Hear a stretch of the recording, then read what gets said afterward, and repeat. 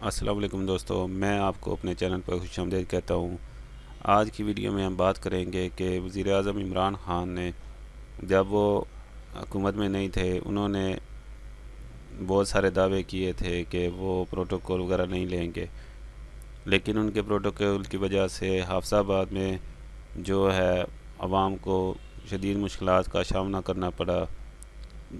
इस वीडियो में आप देख सकते हैं पुलिस की गुंडागर्दी, ज़बरदस्ती दुकानें बंद कराई जा रही हैं और शहरियों का कहना है कि जो है इमरान ख़ान साहब ने तो प्रोटोकॉल लेना ही नहीं था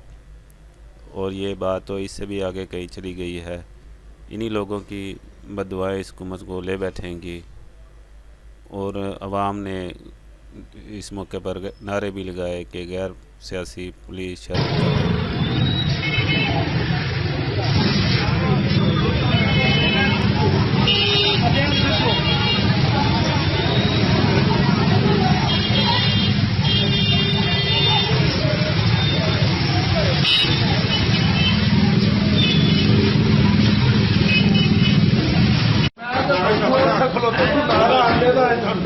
पुलिस वाले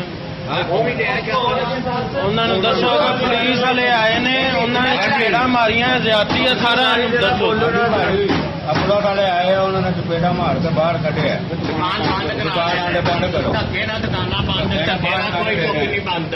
हुकूमत इमरान खान की सानू खान नहीं दिंदे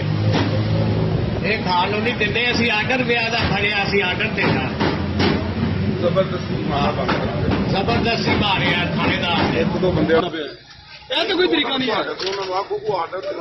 ਨਹੀਂ ਉਹ ਬੰਦ ਕਰਦੇ ਪਏ ਆ ਮੁੰਡੇ ਤੇ ਗਰਮ ਹੋ ਗਿਆ ਇਹ ਤਾਂ ਕੋਈ ਤਰੀਕਾ ਨਹੀਂ ਇਹਨਾਂ ਲੋਕਾਂ ਕਰਦੇ ਪਏ ਆ ਜਾਂਦੇ ਨਹੀਂ ਬੰਦ ਨਹੀਂ ਮੋਟਰਸਾਈਕਲ ਖੜਾ ਨਾ ਨਾਲ ਮੈਂ ਇਹ ਚੱਲੇ ਆ ਮੱਛੀ ਲਾ ਕੇ ਮੇਰੀ ਖੜੀ ਕੋਲੋਂ ਆਈ ਹੈ ਉਹ ਕੋ ਬਾਰ-ਬਾਰ ਗਰਮੀ ਹੋਈ ਜਾਂਦਾ ਪਿਆ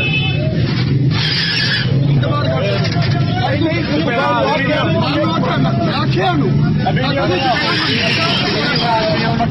ਬੜਾ ਅੱਛਾ ਬਿਆਨ ਆਇਆ ਨਾ ਬਹੁਤ ਅੱਛਾ ਬਿਆਨ ਆਇਆ ਕਿੱਥੇ ਚੱਲ ਮੈਂ ਕਿਹਾ ਚੱਲ ਉੱਥੇ ਚੱਲ ਇਮਰਾਨ ਖਾਨ ਕੋਲ ਚੱਲ ਕੇ ਮੈਂ ਤੇਰੇ ਬਦਮਾਸ਼ੀ ਹੋ ਰਹੀ ਹੈ ਪਹਿਲਾ ਵਾਰ ਤੇ ਫਿਕਰ ਮਾਰਿਆ ਨੂੰ ਸਿੱਧੀ ਬਦਮਾਸ਼ੀ ਕਰਦੇ ਪਏ ਨੇ ਉਹਨਾਂ ਨੇ ਦੰਦ ਪਾਰ ਕਰਦੇ ਨੇ ਤੂੰ ਬਾਹਰ ਆ ਤੂੰ ਬਾਹਰ ਦੱਸੀ ਭਾਈ ਯਾਰ ਪਰ ਬਦਮਾਸ਼ ਉਹਨੂੰ ਮਾਰਿਆ ਬੰਦ ਕਰਾਈ ਨੇ